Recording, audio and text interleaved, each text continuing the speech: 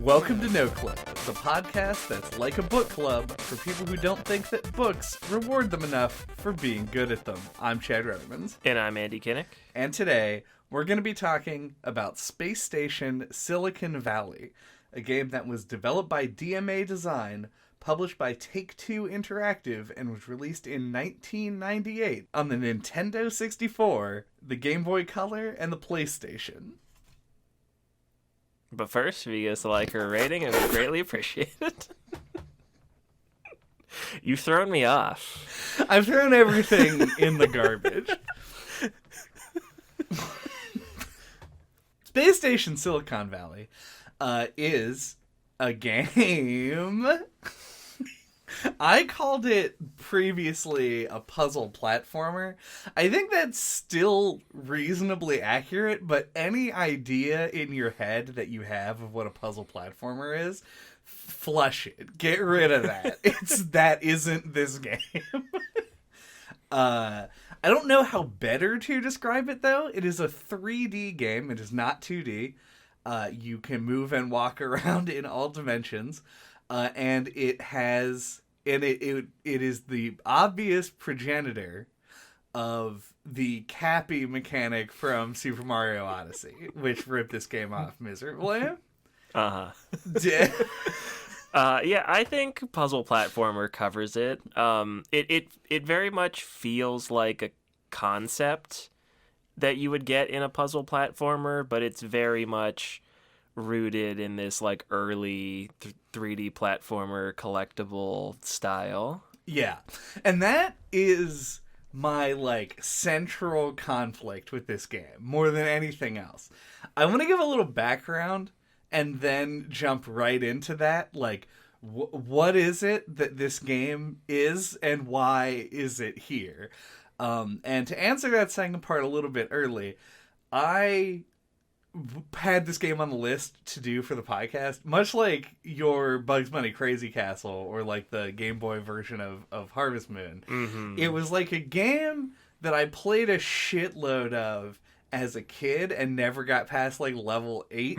Like that makes sense. Yeah. And I remember loving it, at least on a conceptual level, right? Like it's a cool idea. Mm-hmm. And so it's always been in the back of my head. I still have the cartridge, and as a full disclosure, we can't seem to get our Nintendo 64 to work right now, so we're looking into that. I've already bought multiple pieces of technology to hopefully fix it. None of it worked. But we ended up playing this on emulator, and I think it improved our experience drastically over playing it on the original hardware. But I do have the cartridge. It's something that's been sitting in our home for years. Mm-hmm. And I'm like, we're going to talk about that one day. And so it's been building in me this, like, fucking mythology of what this game is. And then getting to actually sit down and play it. And I gotta say, it kind of holds up to what I thought it was. I don't think I thought it was going to be that good. Which may be a little bit of revisionist history. Uh-huh. But it is not very good. But in my head, it has this idea, and then playing it again, I still love the concept a lot. So that's kind of where I wanted to start. Like, it is conceptually really strong, and it pulls me in both directions because obviously this is a very early game in the 3D space. And so I want to give it a lot more leeway than maybe it deserves. Mm-hmm. But the game itself, it fluctuates wildly between something that is cool and something that is the opposite of cool or good at all. Yeah, and you told me about this game, and I thought it sounded really interesting. Like, the concept on paper is very cool. Mm-hmm. Like, a robot and some other guy crash land on space station, and the robot, like, busts apart, and just, like, his computer chip is left, and it looks like a little bug, which is a cool design. And it can latch itself onto different robots and control them. And, like, that's your different modes of play, kind of like power-ups or whatever. But, yeah, and I always, like, would push to play this game. For some reason, like every December, I'd be like, "Well, let's play like some childhood games." Yeah. And now, what about Space Station Silicon Valley? I want to play that. But yeah, and then upon playing it, though, I feel like the concept does not carry its own weight. And this game actually ends up feeling pretty generic to me. Yeah, it's really sad. At least in the first world or two. Yeah. I mean, no, to me, it gets worse over time, if anything. It looked more interesting. True. I only played like half the game. Uh-huh. The jungle level and the desert level just seemed like more weird. Yeah. I give Which you is that. what I expected throughout more like the whole game. Yeah, and that's a good thing to call out as well. Like I specifically have derided this, and we've talked about it on many occasions. Where like every old game is like it's the fucking grass world and the fire world level. Yeah, it's everyone has to go through all of the fucking constituent elements that make up the universe and create a level based on it. And then also a dinosaur level. And this game does that, sort of, with its 4 worlds. It's got the normal world, the ice world, the jungle world, and then the desert. And the first world is just called Europe in the game. Which is great, because obviously it's a European developer, and so that's why it's called Europe. But it is amusing, because the idea is, like, the justification for the fact that it has all the different world types is that it's a space station that's, like, habitat to a bunch of robot animals. Mm-hmm. This is the first time we've said animals. This podcast is core to the concept of the game. And so there's like, it's more like a prairie world or like a grassy, hilly kind of area. But except for half the time it's like in a sewer. But then sometimes you're in a sewer or in a control room and there's a bear in there. Mm-hmm. So I like the concept a lot, like you said. Mm-hmm. I think it's a very strong elevator pitch for a game. Like if somebody came up, if I had not played this game and somebody described it to me, I would want to play the game. Yeah. And I feel like that's the danger we're leading the listeners into right now. Because the actual truth is that you do not want to play this game. So what is it? What makes the game bad? God, what doesn't make the game bad? No, yeah, God. I wanted to compare it a lot to Rascal, a game that we talked about several years ago. It is markedly more competent than Rascal. Yeah, but I think they have kind of like opposite problems. They share some of the same problems too. But I feel like in Rascal, it feels really like weird and more like... It's like there were sparks of creativity. They like made all this weird stuff, but then when it came time to like really like put the game together, it feels really slapped together and like kind of like incoherent. This game is much more like soundly put together. You know, as you said, it's got like the different biomes. You got Europe, ice world, jungle world, and desert. Classic Europe, yeah. And it, you know, it looks the way you'd expect, and you know, it looks like an early platformer level. It looks like a level from Croc or something. Oh, it sure does. But it then just feels really generic. Like it almost kind of reminded me of some games I would get like in a bargain bin or something for like the PC.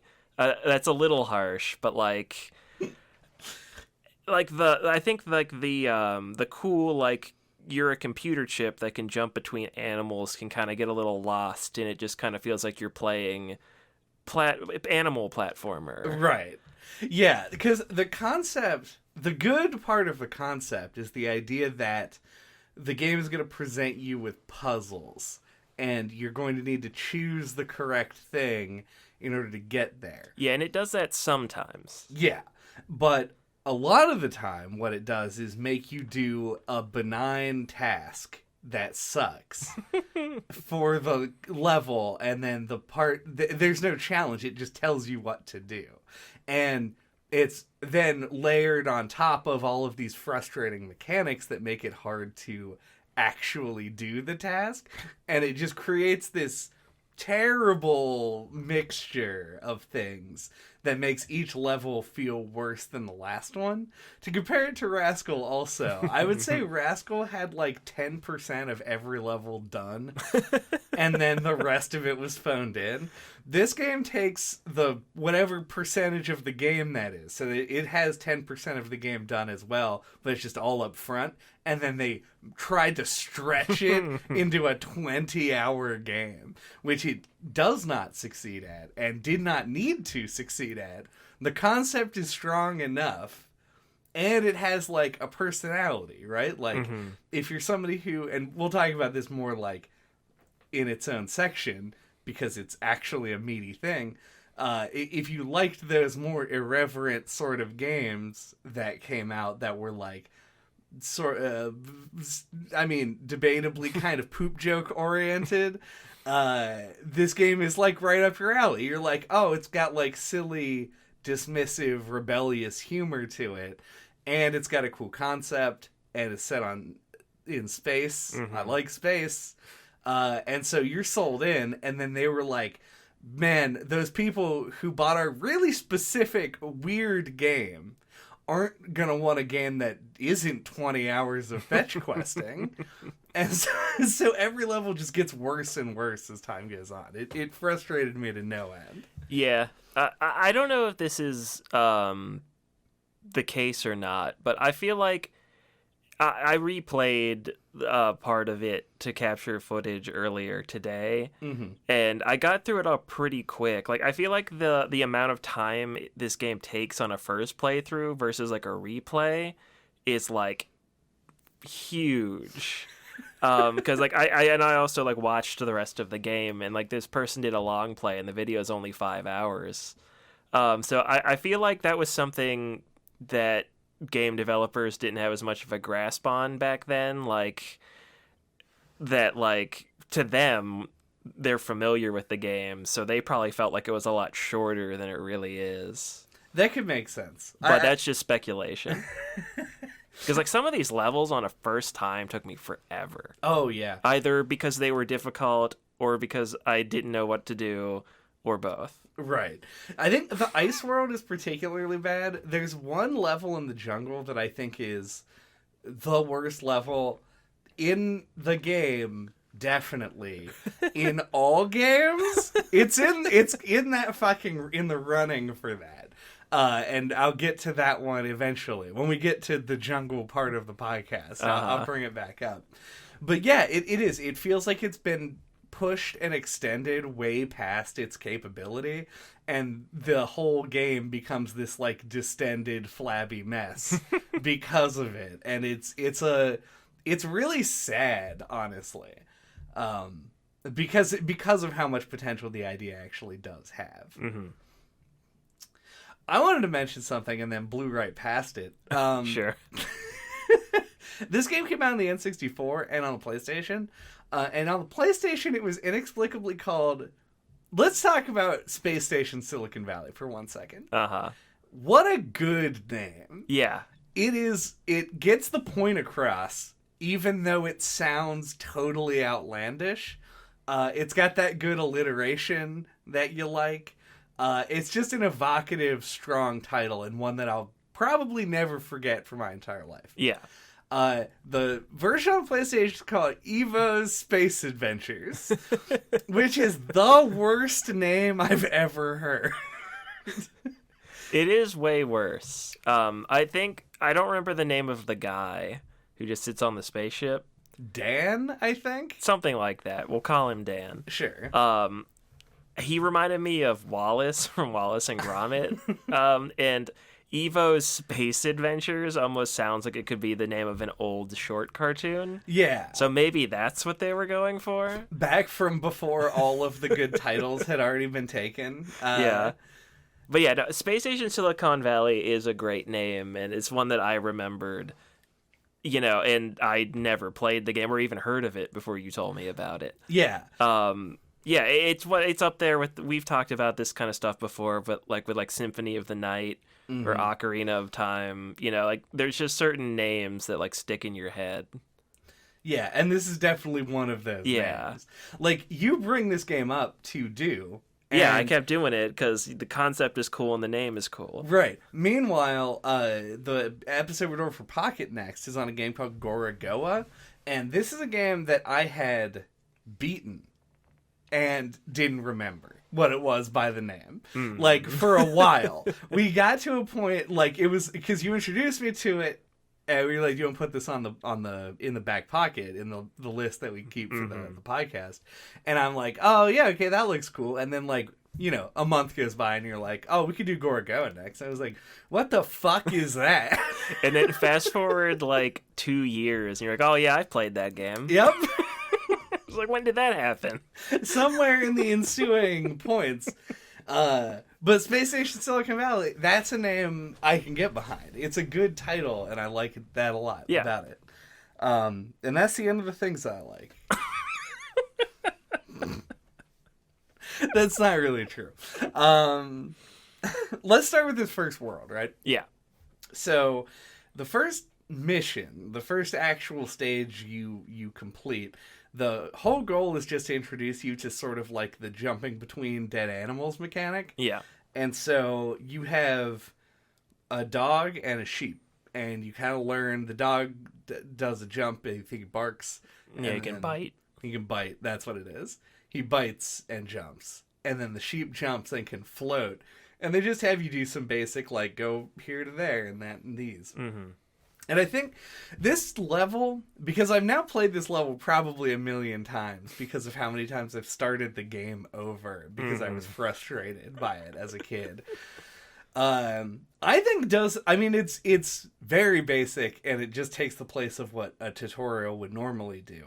But I think it does a good job of selling you on the concept if you didn't know it, like, going in. And I think it continues in the Europe section to kind of expand on these things, and it gets you excited about, like, oh, this, like, okay, so the dog is more of an offensive thing, and the sheep is for platforming, and then you later get a mouse, and you can, like, ramp, and it goes real far and real fast, and it feels real good to do. And then it just kind of, like, keeps building for a while, and then there's just this, like, dead stop it hits where they must have run out of clever ideas, because after pick up box, there's, like, not a new ability introduced for the rest of the game. It's some variation on do an attack, do a jump, be a racing thing with wheels. Yeah, you can fly with the There's some propeller, birds that can fly, and the propeller rabbit. Yeah, I think that, to back it up a little bit, that, tutorial area very much reminded me just of, like, the courtyard from Mario 64. Like, it just feels like a nice introductory area to, like, stretch your legs or whatever, and no pressure environment. You can't die. Yeah. And it just lets you figure things out. So yeah, I thought it was pretty effective. It's better than, this game does not have bad tutorials. You can give it that as a gold star. But yeah, I think, the first couple of levels feel, like, well considered, and, like, they have, like, a difficulty curve. And that, for me, it really, like, ramps up, like, spikes hard. I don't remember the names of the levels, but there's the one where it's the first one. You need, like, a key card, and there's like a scientist, like, on a little platform in the middle of some lava you have to get it off of, and there's, like, 1,000,000 enemies that all attack you, and you'll die 1,000,000 times. Yeah, so before I started this game, I thought back to what the level was that I remember hating and getting stuck on. And it was that level. It was because I was like, it's the level with the bear. And you're in. There's two of them. There are, I think, 3 total bears. In the level, and I will say, potentially elevating my opinion of the game a little bit when I beat it as a 31-year-old adult. I said, damn, that feels good to finally get through that level that fucking walled me when I was 8. So that I did feel a little bit stronger about it this time around. But yeah, it hits that point and immediately the difficulty just spikes way up. And it doesn't really like, it's not like it ebbs and flows. It just becomes hard and then it stays the same difficulty level until the end of the game. And it's not a curve, it's a curve that just ends abruptly, I guess. Yeah. And it was immensely frustrating. And I'm glad that was also the level that you pointed out. Yeah. Because it justifies my shittiness as a child. Yeah, I can imagine playing that as a kid and it feeling like what was it called? Edge of Tomorrow, that Tom Cruise movie. Like that pop culture like video game idea of like you have to do the level over and over and learn everything about it and you can have to execute it perfectly to be able to beat it. Like I feel like it would have felt insurmountable in that way as a kid. Yeah, it's tough because they immediately put you, it's like there are games that have done this, I'm sure. But like it's as if you literally walked out of the front door and the final boss of the game was right there. Because there's like a little narrow passageway and then a bear that can kill you like basically instantaneously. And the goal of the level is to like, you have to go explore and like you can get a little rat and he can go in these holes, but it's like just a red herring. There's nothing in them. And so you're just confused for most of it. But you have to go explore the level, find a guy, get a key card, use the key card on a terminal to open a door, and then you have to like ramp over the thing into the teleporter at the end. And so it's like this big long string of things with the most vague mission details, which debatably gets better, also debatably may be worse depending on your perspective. Yeah, they're hit and miss. Yeah. It's like sometimes they make it way too easy and sometimes they're way too vague. Yeah, and I wonder, like, what the thought process was there. Because sometimes, maybe they're just like, no one's ever going to understand, like, what we were trying to go for. So we have to spell out every step of the process. But then other times they're just like, turn on the big machine. And you're like, fuck you. Where is the big machine? Give me any guidance at all. And the game will refuse to give you any guidance whatsoever. Anyway, fuck that bear level. You don't even need the bear. Like, you want to get in the bear and do stuff. You have to go pick up a box. You kill this threatening enemy who's a big bear who swings his arm and is like demonstrates the ability to murder you in a second. And then when you get him and he moves a box, and then he's way worse at fighting the other bears than the dog with rockets is. So you just don't use it. It's so tragic. I never even captured the bear. I found out you can just take a sheep and you can just like float over and hit the guy. And you won't land on the platform, but you'll hit him and it'll make him drop the key card. And then you swim out of the lava and go pick it up. I didn't know that was a possibility. And then by then he most of the time will have killed the dog, and you can just take the dog with rockets and kill him, and etc. That's how I did it. Hey, this game gets better every time. You know, you discover something new every time that you play it. That is one positive thing I will say about this. Is like it only ever like accomplishes this like here and there. There are cool things like that where there's different like interactions the different enemies can have. Like it's like you can lure them to attack each other. And like there might be like you might be able to accomplish a certain task with more than one. You know, like there might be more than one approach. There's the level where it starts out, you're like the mouse and you have to like ramp up these stupid little platforms. Oh yeah. And then there's like a pen with a bunch of sheep, and then there's like a dog going around. You have to grow the carrots.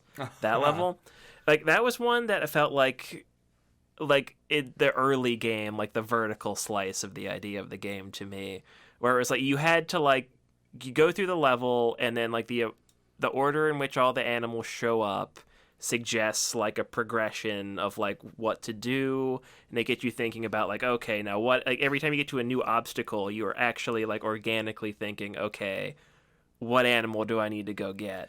Whereas in other levels, sometimes you just kind of like get the one you start with and kind of just go. And then maybe if you find an obstacle, then you'll think, oh, what animals are in the level? So I think that they were onto something with some of the levels, but I don't think they ever quite fully realized the mechanic in that way. Yeah, I think that's a good... like the idea of organically introducing like the different mechanics that you can use and trying to get the player to actually think about it, like what do I have available to me, and what are they going to be useful, and in what way are they going to be useful, that kind of a thing, is ideally what the game would strive to do.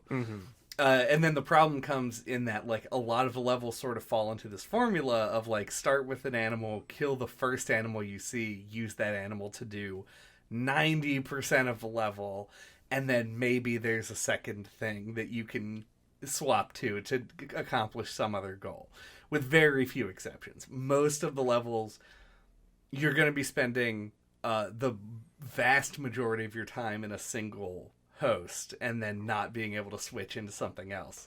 So it's like it takes the idea, like you said, it makes it feel less like a cool swapping mechanic and more like animal platformer, because you don't change. It's like, this is the gorilla level. Great. Now you're done. You can move on to something else. And I think I don't know what it is about the design that makes it fuck up this bad. Because, like, there's a lot of things I want to point to, right? Like, I would say, like, they use an over-reliance on combat in order to get to different areas. They just block it off with, like, a thing that can kill you. Or there's an objective that's literally, like, kill all of the coyotes in the area. And you're like, I don't want to.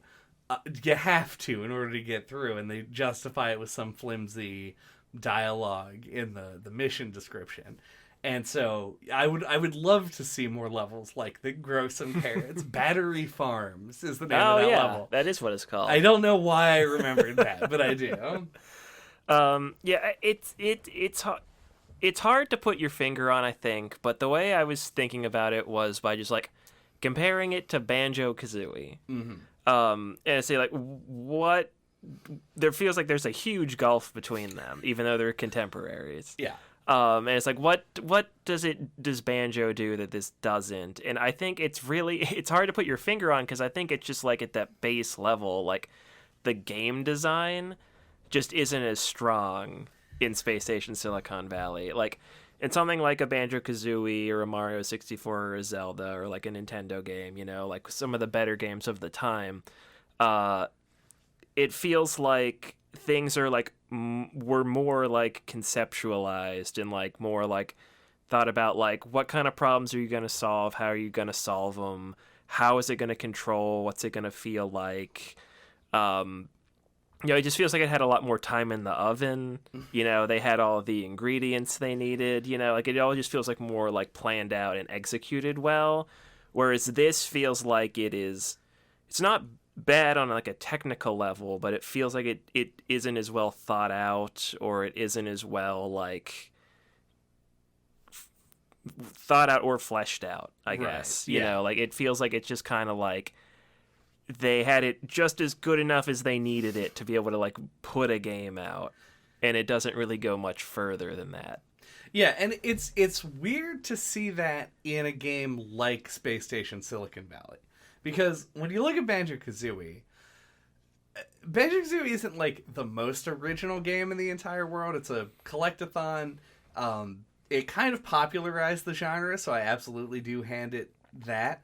But it's a game that obviously spun out of the Mario 64 era, right? Mm-hmm. Like, that came out, and there was suddenly this like, oh, what can we do in 3D? So they riffed on a bunch of these cool ideas.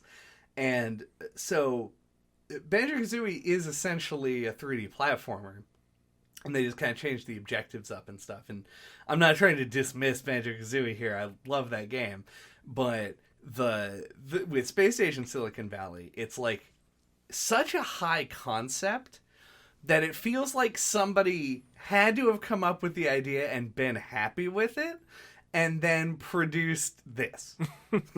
Like, Banjo's like an idea that was like built upon and created this big expansive world, potentially too expansive depending on who you're talking to, and had all this stuff in it and everything's really polished.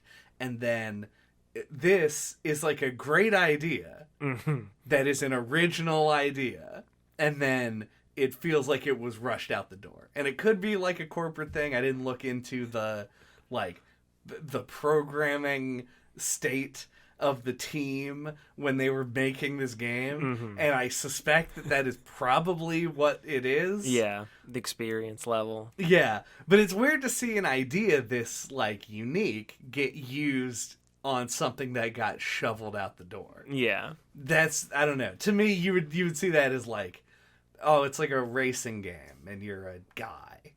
Yeah, fucking, there's your game.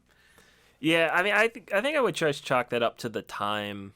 I feel like you saw stuff like that happen more often, where it was a much more like economically more prosperous time, and I think people were taking more chances on stuff. Especially, it was an experimental era for video games. Make us a Mario 64 is probably someone said that to them. Yeah. Make us a 3D platformer. Yeah, I mean, and you could have like the coolest concept in the world, but if you're just not up to the ability to be able to make something good, it's not gonna save it. Yeah, or not have the time, or not have the money. Yeah, like there's something. I'm sure there's many factors. Yeah. There's a group of things that you need to make a game, and at least two of them were missing when they put this one together. Yeah, and also like starting from cool concept and working backwards can kind of shoot you in the foot sometimes. Yeah. I think, it's one of those things that like it feels like the kind of game that should have had, like if it was released today, should have had like a demo or like a Kickstarter to get people excited about it, where it's like you put something together and then you take the feedback where they're like, this was really cool, I like this idea a lot, but like that maybe work on this part. But because it was back in the day and like nobody even knew the game probably existed until like a month or two before it came out, it's just like, it's one of those things that it feels like such a crying shame. Like it needs like a Mighty Number 9 style like Kickstarter new game by the same creators to make it by Rockstar. Work. By fucking Rockstar now, because DMC, fucking DMA, DMA Designs got either acquired or changed their name. I forget, but yeah. I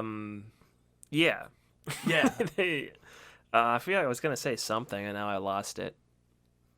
Oh, I feel like it's the scope as well is a big problem. Like they could have half as many capturable animals, I think, and spend that time on other things. Yeah, because I think that one of this game's biggest problems, and the reason that I also did not finish the game, is it just keeps going, and I feel like it did not need to. And the further it goes, the worse and worse it keeps getting. Like, it stops having any semblance of an idea for each level the way that the early levels do. It's like, oh, go here because we need to get to the control station, which they don't give a specific reason for, but like in your head, you're like, that makes sense. We're crash landed, and like the plot of the game is that the space station is like hurtling toward Earth, and you need to stop it from doing that. And like the two characters, like the main characters of the game, are supposed to be like mercenary, like heroes for hire, I believe is what they're referred to. And so you're like, oh yeah, go to the control center. It makes perfect sense. So we land on the outside. We dick around as a sheep for a while. We go in and we do this thing. And then later it's just like, I don't like piranhas. kill 3 piranhas. Like, it's strayed so far from the light that it no longer makes any sense. Yeah. And it's just garbage. Yeah, it loses sight of the concept, and it's just animal platformer. It's just animal platformer. It sucks. Yeah. And if the game was 20 levels instead of like 50 levels, it could have easily made up the difference in quantity with quality and making like each level feel a little bit more thought out. Yeah. I mean, I think it helps, at least in my head, to think of like, what would the modern indie version of this be like? Mm-hmm. And yeah, I think it would be pared down a lot. There would be like maybe 3 or 4 capturable things per world, and there would be like fewer levels, and they would be more like fleshed out to take advantage of the concept. Yeah, and that's what the game needs. Because honestly, like, you jump in that bear, and then you pick up a box, and my excitement for this game plummets into the fucking core of the earth. Yeah, like the bear, he's so like intimidating when you first come across him, but like he's like one of the most useless ones. Yeah, he sucks ass.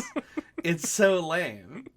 There's a thing I did as a child, because of the way that the game. What was the game? The game, I think it was X-Wing. It's one of the Star Wars flight simulators. You could just edit a text file in the game's files to fly the Death Star.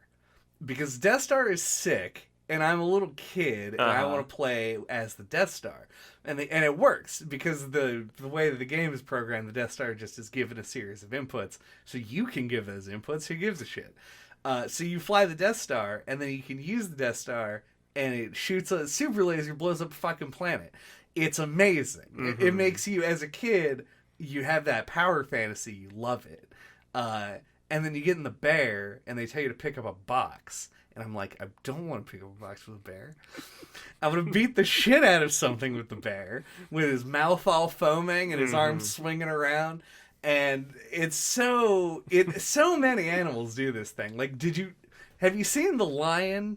Andy the lion? Have you seen him? I have seen him. His attack move is like the laziest, shittiest animation I've ever seen in my life. Mm-hmm. This game takes the idea of a power fantasy and wipes its ass with it. Just all the stuff with projectiles. Yep, it's dog on wheels is the best animal in the whole game because or like wolf or is husky on skis. Yeah, husky on skis. Which actually, if we're just gonna talk about animal transformations, husky on skis is maybe the best one because I like that the rockets impulse you backwards. Yeah, it's a very good idea, and I'm glad they went with it. Yeah. Like the penguin, when he throws the snowballs, he gets pushed backwards as well. Yeah. A lot of snow animals. Like an ice physics thing. Maybe. Yeah. It's just a really good and the concept. walrus. Walrus is neat. Yeah, walrus is alright too. Well, I was going to call out the walrus earlier because you were talking about how you could do certain levels in multiple ways. Because the walrus shoots like a heat-seeking rocket. You can guide the rocket into stuff and have it complete objectives for you. Very nice. I like that kind of a touch. For sure. Yeah. It's like Monster Hunter.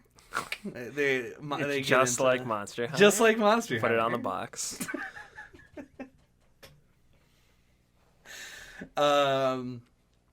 You want to get a little deeper into the game, into some of the later levels, and also talk about maybe like how they're presented, how the game is presented, and all that kind of stuff. After the break. I would like that. All right.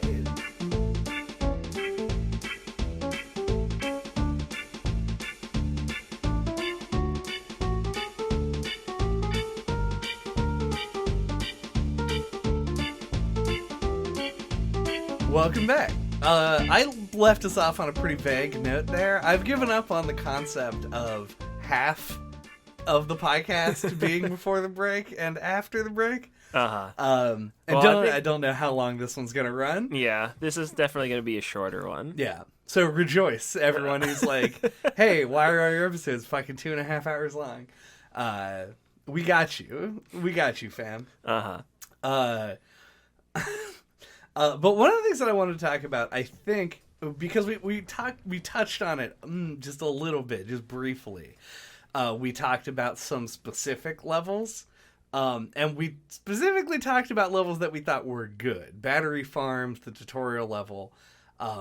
These are levels that actually use the concept and kind of like play with it a little bit and do puzzles that are actually interesting to some degree.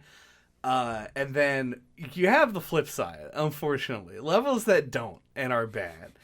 And there's a level that takes place in a swamp, and it is the worst level in the whole game by a huge margin, and it literally took me over an hour to finish. So, let me talk about this level for a second, because I fucking hate it. So, we did not play this game on original hardware, as I mentioned before, and the reason that I think that this improved our experience with the game is because we had access to save states.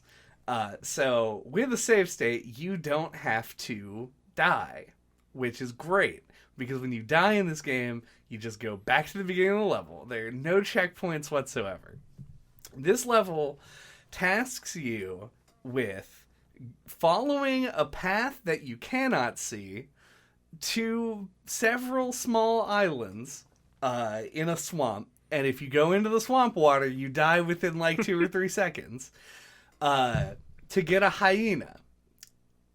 And the hyena's ability is he laughs and he makes the animal that you're laughing at laugh, and then they stop moving and they just do that for a while.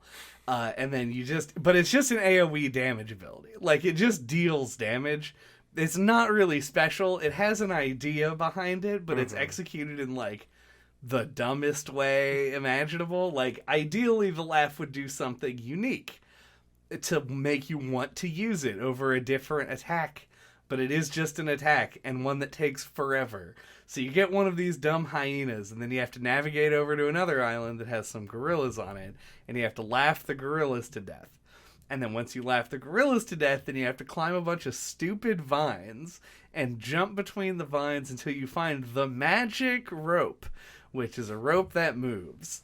And you follow the rope that moves to the exit, you get off, and there you go. So that's a level. It is impossible to see or do anything in this whole level, which is almost its own separate problem. But I feel like it's such a perfect distillation of everything that is wrong with the design of this game. Because dying would set you back, like, so fucking long. And I know, because I did a lot. I died a bunch just trying to navigate the stupid swamp. And then the animals that you have are largely uninteresting. The gorilla gets a bit of a pass because climbing the vines is kind of cool. But the vine part is just mindless for so long of just swinging on vines. And I don't understand why any of it is there. So that is a level I hate, and those are all of the things that are bad with the game, and they're all in that level. I cannot comment specifically because I didn't play the level. Yeah. But that made me think of two different things. Your spiel is like the fact that this game doesn't have lives. Yeah. Seems interesting for the time, and actually seemed like a positive thing at early in the game. Because you die, you just go back to the beginning of the level, and when the levels were short, that was fine. But yeah, like, it really feels like if only it had checkpoints, it would feel like that aspect of its design was a little bit ahead of its time. But alas, and the other thing was, like, did you find like certain levels felt really like unintuitive in an old like weird game way? Like, and there's an early level where you're like, there's like a weird little mountain, and there's like 3 sheep on it and like 3 levers that you can like leave the sheep on to get like the golden spout or whatever. Oh yeah, I remember this level. That level, I remember just like running around it. I think you start as the mouse on wheels and being like, what am I even supposed to do? Yeah. That level has a lot of problems. That being probably chief among them. Yeah, and that's the one where you have to move a box with the bear. You do have to move a box with a bear. And it's hard to figure out what you're trying to do. And then also the level geometry is so samey that it was actually difficult to know where you were in relation to other things a lot of the time, because your view is obscured by the mountain part of the level. Mm-hmm. Once you get a hang of where you are and how to get around, the level's not particularly hard. It just doesn't make any sense. Yeah. I feel like there were a handful of levels like that. Yeah. And you brought up the golden spout, which is, I think the game calls them trophies. Mm-hmm. I'm not sure.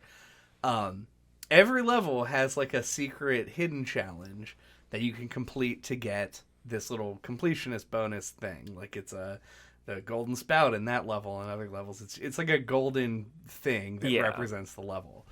And these are hypothetically a good idea. Like if you made a good game and you wanted to give people more things to do, having like a little secret challenge in every level seems like a good way to do it, and has been done in a lot of games to success.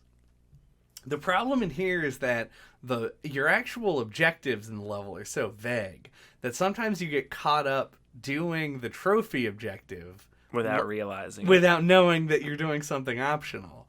Like in that one is a great example because there's all those buttons and they're very obvious and right there. And so you just like go do it. You're like, this must be the thing I need to do. But you just need to press a different button somewhere else to open a door. Yeah, it's stupid. Yeah, and the spout was actually bugged in my version, in the ROM that I was playing it on, and I couldn't pick it up. No, that's good. So you couldn't even complete... I know you wanted to complete the game 100%. Yeah. That's another... This game has... one of the weirdest completion mechanics I've ever seen. I mean, it's not one of the weirdest. I guess the most, like, boring and stupid, maybe is a better way to put it. The first thing that you have to do in any level is just beat it. And you can beat the whole game and not do any of the extra stuff, and it doesn't give you any bonus or whatever for doing it, so it doesn't really matter. But when you go to the level select screen, it shows you every pickup in the level, which are these little, like, data balls. I have no idea what they actually are. Oh, yeah. Energy spheres. Yeah, I couldn't remember if there was a line at the beginning in, like, the first level where he said something about them, like, powering the spaceship or something. Yeah. The game explicitly calls them out in the very first level. They're like, get those because we need them. Mm-hmm. But then they don't do anything in the game. You can not pick up any of them other than the one that you're required to in that level and finish the game fine, as far as I know. It's dumb. I don't know. I don't like them. Mm-hmm. They're there, and I feel compelled to pick them up because I'm playing a video game. But they don't do anything except increment a little counter that just goes away when you die. And you're gonna die. Yeah. So the counter just sits at 0 most of the game. I don't know what the counter's purpose is. The number isn't recorded anywhere from what I could tell. I don't know. It's just real strange. Yeah. It's definitely one of those weird growing pains of game design that it's interesting to look back on. Is a lot of games have implemented collectibles, and it even still happens today, that like aren't particularly useful for anything. They're just there because they are. Yeah, like we just talked about Twilight Princess, a AAA Nintendo game where rupees just feel like pretty useless in that game. Yeah. So yeah, it's a persistent problem. And yeah, it is always weird when it seems so obvious when you're playing the game. Yeah. But I don't know. I guess when you're game development, it just involves like hundreds of people. So I guess things fall through the cracks. Yeah. It's just so. It feels like such a half implemented system because, like, when you go through a level, I thought you were gonna have to fix the spaceship. Yeah, that was my assumption. Yeah, it feels like it's gonna be a Pikmin thing. But it isn't. Or something like that, yeah. You just kind of get the pieces of your body, and that's all that I think is actually required to see credits. Yeah, I was assuming like a counter, like every 3D platformer had this. Like you need this many golden bananas or this many power stars to open this level. This many energy spheres. Yeah, this many whatever. Maybe that Jiggies or whatever. I know that when you progress through the game, you will hit a point in each biome that opens the first level of the next one. That might be what it's for. Yeah, but I don't know if that's what it is, or if they just do that in case you're like getting frustrated with the level you're on, you can skip to a different one, which is a nice feature. But like they still make you finish every level before you can finish the game, so it doesn't actually really help all that much. Because I would have taken it. I would have taken that out 100%. So you end up going through all of these levels anyway, and when you pick up the collectibles, it increments the score that persists across levels, but you don't really get a high score unless you're trying to beat the game deathless, I guess. Which seems completely insane. Obviously, like somebody who's very familiar with the game could probably do it, but I don't know. It left me with a lot of weird resentment against the energy spheres. Yeah. I can't really explain why that is. Yeah, I mean, it just doesn't make sense. I think you said it best with, it just feels like it's half implemented. So, did you think that the music sounded like it was royalty-free music? No. It's the best music in video games. It feels a little bit royalty-free. Especially the main, like, menu theme. And I just wanted to point that out.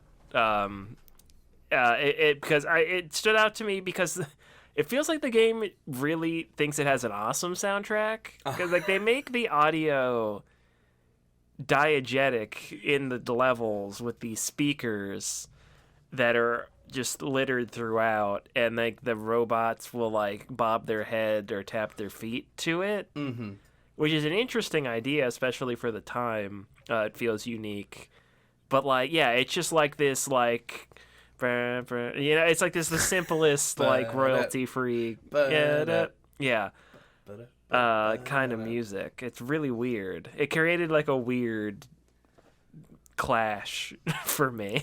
Yeah.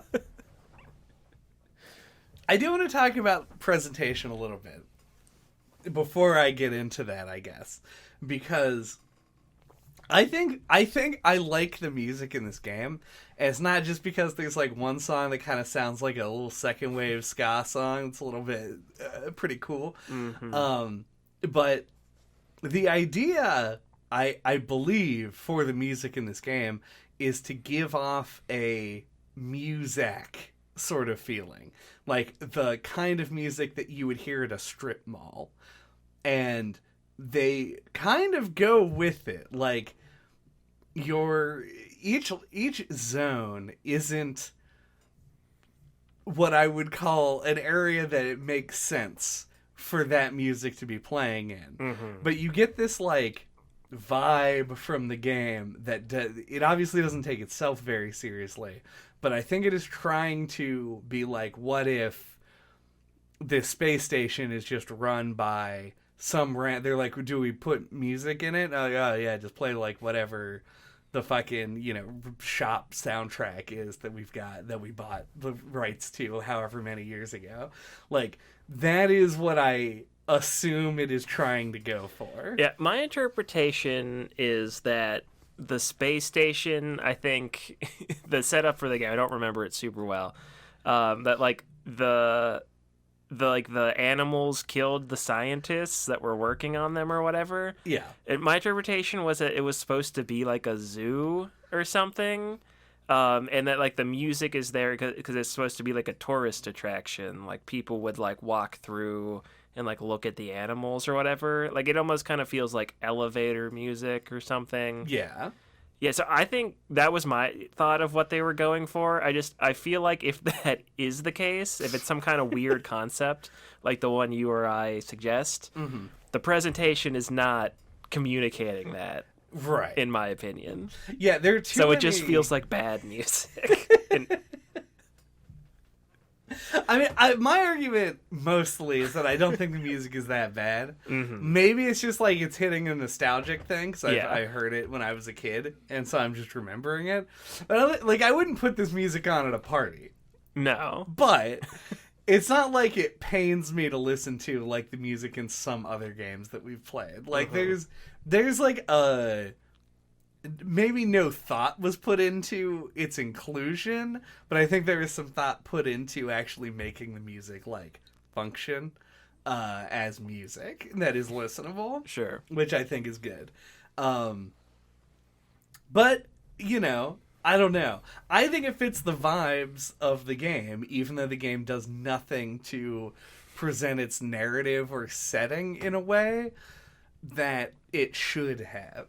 Mm-hmm. And I think it keeps coming back to the game is just like originally a cool idea that got stretched into something that is nothing anymore. It lacks all definition. And like, yeah, you mentioned like, there were scientists there, and it was going to be like a Jurassic Park kind of situation with robot animals, but like there's so many levels that are just like a fucking iceberg. Like there's nothing in it that sells that concept that humans would inhabit it at all. Yeah, there are a couple of levels where like the skybox is like a space skybox. Yeah, which I thought was cool because it's supposed to be like, oh, it's by the window of the space station. I was like, they should have done more stuff like that. Yeah, because that's like really cool, actually. There's a level where they're like asteroids falling because like it's open, like the space station has been damaged. The moon roof is open. The moon roof's opened up and letting the asteroids in, the asteroid roof, specifically for that purpose, like the rain roof in my car. And so I like that. I want more of things like that, but it just doesn't have it. And it bums me out until like the fucking end of the game where you crash land on Earth. Like that's the only time that the setting seems to matter. Yeah, outside of like a few precious spots. Yeah, I was just listening, or this conversation made me think of like a more modern version of this being almost kind of like Portal. Yeah. Where, like, you don't have the setup. You just kind of are, like, the two guys who, like, crash land on this space station. And then, like, you go through these, like, biomes or whatever. And eventually there's, like, you know, like a walkway or something where you can, like, get up and, like, out and, like, into, like, the lab area. You know? Like, it has, like, a facade that's broken. Be really cool. Yeah, like, this is, like, we keep coming back to it, because the most interesting thing about the game is the concept. It's like a high concept for a game at the time, both mechanically and I think it's just like a story idea. And it's true. I mean, there's a lot you could do with it. But they don't. Yeah. I think, to me, one of the worst offenders in this game, as far as, like, the way that it ends up presenting at the end of the day, is the blurbs that explain each mission that you go on, which I've been wanting to talk about a little bit. And it basically, like, it doesn't even start strong like a lot of the other things in the game. It's very... the person that you're... The guy, the dude guy, who is not Evo, Dan. Who may be Dan. I don't think that's his name, but I like the idea of calling him that. Yeah, okay. So Dan, the other guy who is not Evo, is just very combative with you at all times. Potentially, he doesn't think that you have sentience or agency as a robot. That could be true. Another interesting thing they could have explored, but probably would have done a bad job at. But every level has this, like, instruction where it's like, go do this thing, and then a blurb that explains the reasoning why you're doing that thing. And it so quickly transitions from because we're here to accomplish a task to I would like a sandwich. Like, it's so fast. Like, it's, hey, get out there so that our spaceship can be freed from this big crater that it landed in. And then it was like, yo, I'm hungry. It's fucking so lame. And I like a lot of the writing. I think the writing can be funny at times, but it has no goal. It just is there. And as the game gets longer and longer, and the missions become more and more pointless and not related to any larger goal, then the writing is forced to explain in a way that makes no sense a thing that makes no sense. And it just collapses in on itself like a neutron star of bad comedy. And it just is it hurts everything. It hurts me. It hurts the world, and it definitely hurts the quality of the game. Yeah. I didn't really find the writing even to be that funny personally. It felt like they were trying to do like a Rareware, like a witty, dry humor thing. Yeah. It didn't really land for me most of the time. But I feel like that was one thing I did think was funny, though, was the concept of them being like heroes for hire, and Evo's the one that does everything, and Dan just sits in the spaceship the whole time. And so those jokes did like reinforce that he's just like, he just doesn't do anything. And the fact that Evo is a robot means he never calls him out on it, and he just doesn't care. So I thought that was kind of funny, but like, you know, it is what it is. Yeah. It's not that funny. It's not that funny, and it is also like just kind of a, you know, like a classic Odd Couple. Yeah, it's like cartoon thing. It's one note for 20 hours, so much like the soundtrack. Much like the soundtrack of this game. It's got like 4 or 5 minutes. I know. There's a stage where you play Simon Says with a piano. Right, yeah, with the penguin. Yeah. And I remember this is such like a perfect fucking example of how this game puts all of its effort in the wrong place. After you complete the piano game and unlock the end of the level, a little recorder comes up and you can record a song and play it back. Why? It's a big piano. You're not going to do it. It takes fucking 8 minutes to press a note.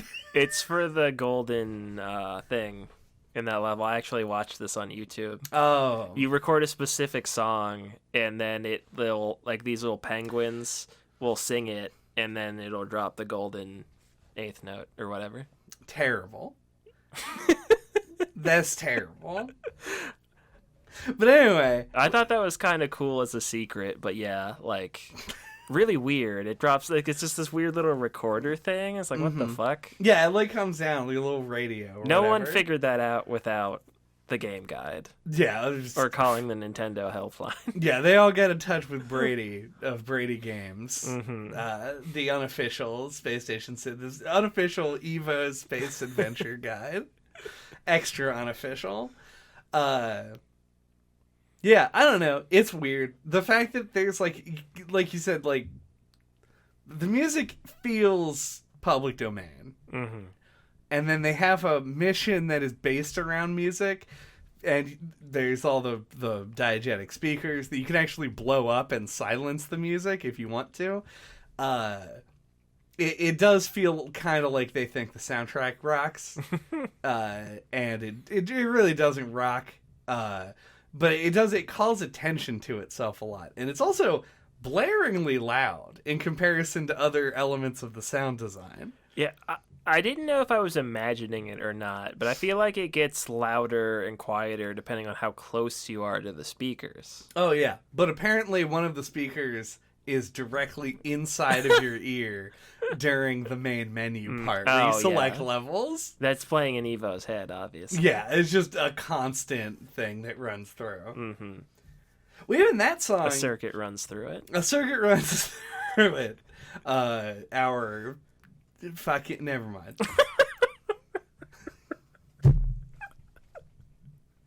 It's too late to riff. Too late to riff. But even that song, the original, like, that bad song, has a joke about it being bad at the beginning. Mm-hmm. Like, it at least has a purpose that it serves. Mm-hmm.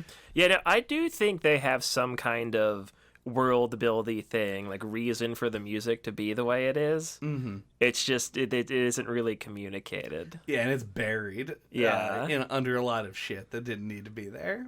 But that stands out to me as, like, an interesting thing. Like, they were doing, like, a cool little conceptual thing with the music. It just stood out to me. Yeah.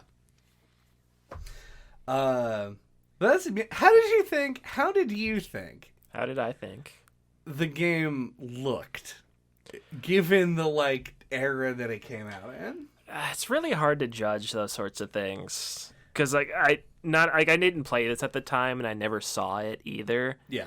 So, because I want to say that it looks a little subpar, but I don't know if that's true or not. I think it kind of does. But I think the reason I bring it up at all, because we don't talk, we played games that came out this year, and we didn't talk about the fucking graphics. That's not really our like damn bag. graphics. It was more of a thing before we hit the ceiling and we broke through it. Yeah, and now I just don't care. I can't be bothered to care anymore. Yeah. I think that this game has the potential to look good. Mm-hmm. But because I like the kind of like cartoony look. Like, I like Dan's big stupid face. Like, it looks like a potato. Like, there's obviously like a style they're going for that they're using to compensate for the polygonal nature of N64 graphics. Mm-hmm. And I like it generally. But I feel like this game missed out on an opportunity to be like way more colorful. It has all of these different biomes and stuff, and a lot of them just are based around like a single fucking color and shades of it. Mm-hmm. And it gets kind of boring to look at after a while. I think honestly the visual design is part of what made me put the game down finally. I like loaded a level and just saw like fucking brown and was like, I'm done. Like, it just drained me to look at. Yeah, there is a lot of sameness. And yeah, that kind of struck me just once again, like, limitations of probably the budget or the hardware. I don't know. Mm-hmm. But yeah, like most level, like if it's a level in Europe and it's outside, you know exactly what it's going to look like. Europe inside also samey look. You know, like the art assets. You know, you can almost maybe this is just like me. But like I almost can like imagine the folders with the art assets in them. Like, you know that there's just like a small pool of textures that they're pulling from. The fucking metal panel. Yeah. Yep. I want to shout out that fucking sewer level where you needed to get the key card and you had to actually use the key card on the terminal every time you wanted to go through the door. Yep. Frustrating. Bad idea that they had. Speaking of that level, also with the Rat King. That's it. I just wanted to mention the Rat King. The fact that someone told somebody at some point about the existence of Rat Kings. Oh, yeah.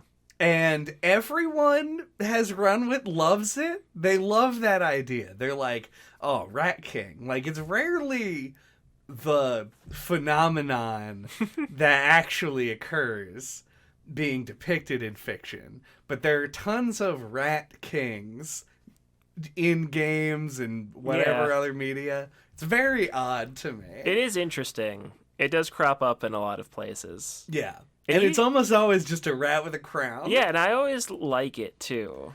Yeah. It's like a trope that is, I don't know, it's a universal good. It's like pizza. Rat King equivalent to pizza. Agreed. Love it. Just a weird thing. Actually, so there's a level that doesn't involve the Rat King that I actually saw you play by pure chance. I walked by when you were playing this level, and it is the one where you have to shut down the rat machine. Oh, yeah. And it has this, like, maybe one of the funniest failed designs I've ever seen in my entire life. It's a level where you play as a small mouse, a racing mouse, and you get sucked up into a machine, like, intentionally in order to go sabotage it, and it pops you out in this, like, conveyor belt full of dangerous stuff. And I loved the aesthetic of that. I love the conveyor belt full of dangerous stuff, and I don't know why. It's just like, it was in like a cartoon I saw. Yeah. And it made me excited to go through. You're like, oh, now I can be on the danger belt. And then you do it, and it's so janky. Most of the stuff is either just unavoidable or comically easy to avoid in ways that it doesn't feel like they intended it to be. You're like, oh, it's a piston, and you're like, I'll go around it. What?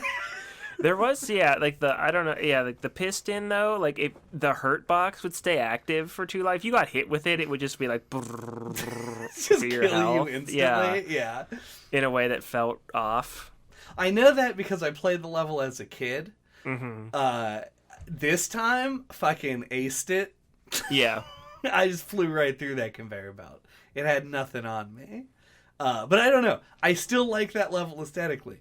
This game feels like one of those off-brand Disney cartoons that you would get on a VHS tape at a Blockbuster. Or at like a mom and pop video store. I was gonna say on vacation, because this is a very old memory I have of going on vacation when I was like 5, and in my parents renting a VCR like from the hotel and like getting like fucking whatever knockoff cartoons from whatever rental store. It's just a blast from the past. It's a blast from the past. It's a big 90s feel. Yeah. This game couldn't feel more 90s. Yeah. And I think that's what draws me to it. Like, even right now, if somebody was like, be honest, do you like Space Station Silicon Valley? I'd be like, kinda. And I just gave up playing it. Like, I was like, I'm not gonna finish this game.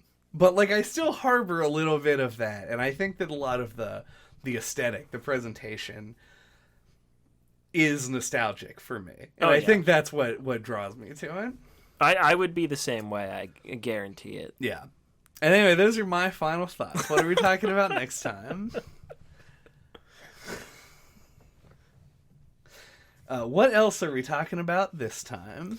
We got one thing. Bosses. Okay, yeah, okay.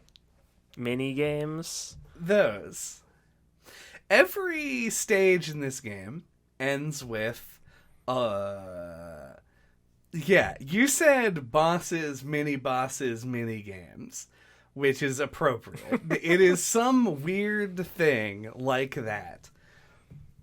And this is something I, did not remember about the game. You probably never made it to it. Maybe I never made it to him. It's very possible. And it's really odd. I actually kind of like this decision. The optimal way to make this game better would be to chop out the last 40% of every level except the boss level. I think the boss level actually does provide something that the rest of the game doesn't, in a way that I do like. And I gotta shout out the fighter jet level for just being the Snoopy dogfighting thing. It is exactly that, and it's just, to me, is the best one. It felt very Crash Bandicoot to me. They would always do that sort of thing where they would have like a mini boss thing that was like a race or something, or a dogfighting section or whatever. So no, I don't dislike it on principle, I guess, but I in a game with controls this chunky, I feel like making like the boss challenges, like things that control different than what you've been doing, is not a good decision. It's probably not great all the time, for sure. But I feel like so much of the game is playing with different controls. That's fair. But also, in your defense, one of the biggest departures from your traditional controls that is forced in a regular level is the fish level, which is terrible. It feels bad. It feels hard to control. Not difficult in the way that, like, you might think from swimming, where, like, oh, my directionals are all messed up, or it feels sluggish and slow. It's like, in order to move, you have to mash the button for it, which is weird. Like, it's just kind of weird that you can't hold it or tap it reasonably to go quickly. You have to, like, really get on there. Engage the turbo button. You have to engage the turbo button in order to move around at a pace that's like anything greater than a snail's pace. So yeah, they shouldn't have done it that way, probably.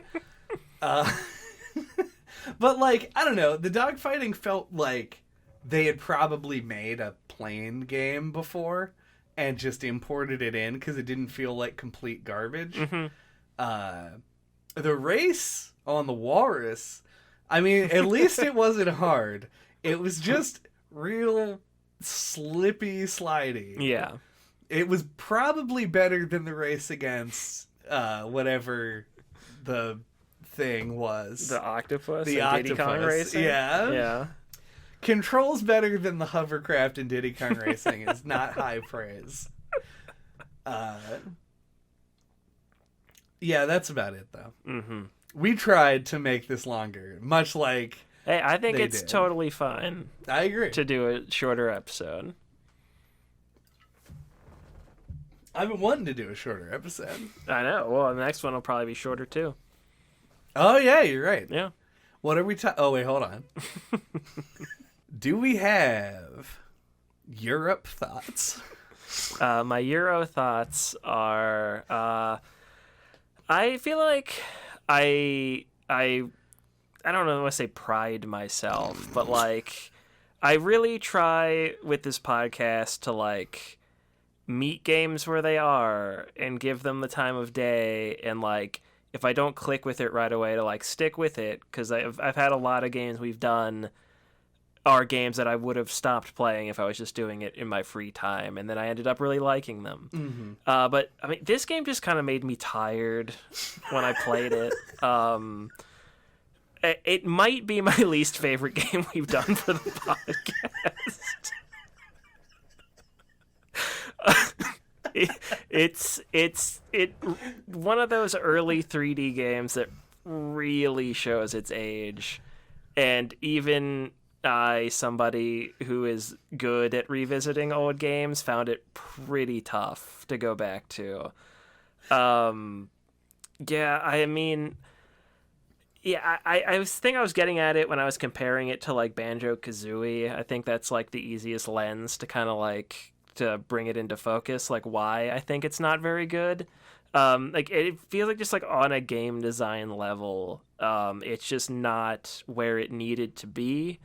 Like a lot of like the levels don't really feel like intuitive, or like they kind of like logically like lead you like through gameplay to like what to do next. And yeah, it feels very, it's hard to describe. It just feels very like early 3D games. We don't quite know what we're doing, but we're gonna try our best. So I don't know. It's just a lot. There's certain things that are charming. Like I really like the concept. I think it's and the name are fantastic. I think like there's like little touches like the music being diegetic and that clearly having some kind of significance to the story for the team, I think, and like certain levels that have like the window and like so you can see out into space and like that actually take advantage of the idea. And like that's all very cool, and there's a lot about it that I really want to like. Like, on paper, this game sounds awesome. But I think in reality, it's just a game that has not aged well, in my opinion, in most ways. So I guess I will quit kicking it while it's down and say I'll just leave it at that. Mm-hmm. So while it was down and you were kicking it, I jumped into it and have stood up. It is I, the game. Fuck. This game's pretty bad. I said it early on. I was like, when you hear this game described, it's something that sounds like it's going to be very cool. And when you do think about it on a conceptual level, and the fact that, like, it does function, it works, you can play it, it won't hurt you to do so. It is cool. It is a cool idea, and I don't know how it entered my life. I was too young to have been making the decisions myself on this kind of a thing, so I was just handed this. And it has been a lasting legacy in my life for, fucking 1998? So 24 years is just been there with me, living in my brain, and knowing that it was there. And we did keep wanting to come back to it for the podcast, because it was something that in my head I kept going, this was a really cool game that was too hard for me to play as a kid. And I think that if you draw the line between Space Station Silicon Valley and fucking Bugs Bunny Crazy Castle and Terrascal and to Killing Zone, these are all... this is my version of that. And I honestly wasn't 100% certain that I had that. I joked on one of those episodes that I was one of the few kids who liked the game Glover, but like Glover's like it's not like I don't have a nostalgic attachment to it. I just remember playing it and being like, haha, it's a fun game. But now I know this is my Killing Zone, this is my Rascal, and I'm happy to hold it. But you shouldn't, and you shouldn't play it because it's not very good. And it doesn't even fall into the like campy fun area that a lot of the bad games we talk about do. So unfortunate, but hopefully the episode was fun for you guys. And I loved my time. Well, I didn't love all of my time, but I liked revisiting this in a way, in a sick way. Thank you for listening to No Clip this week. What are we talking about next time? Next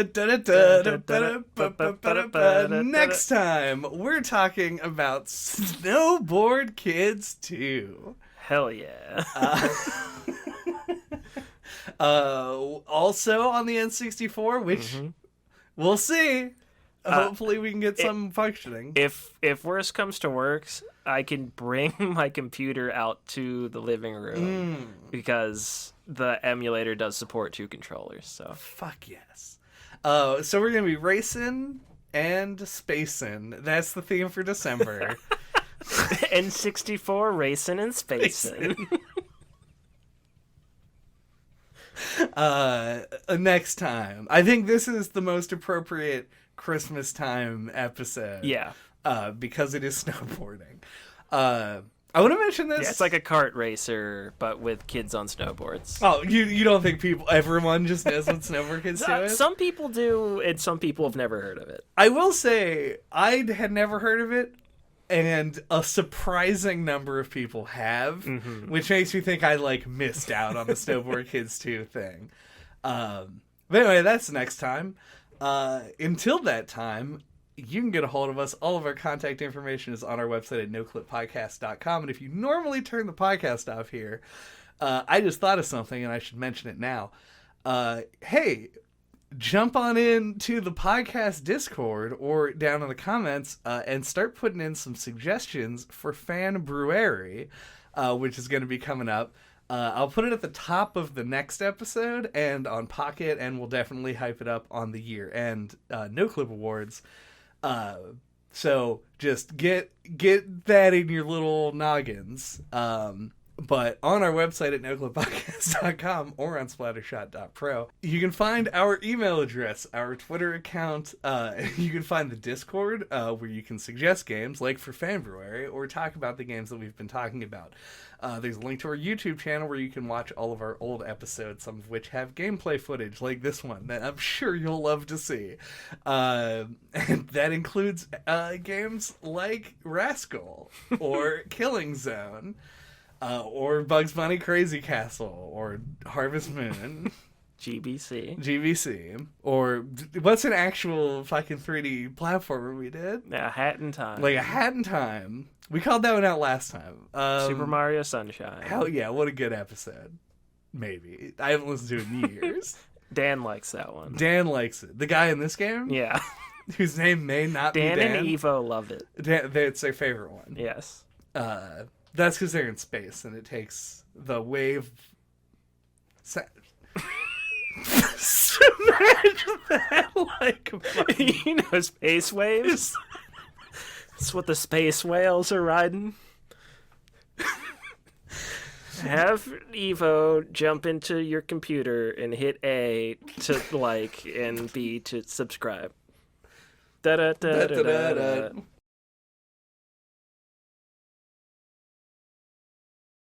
What do you think about smacking that ass?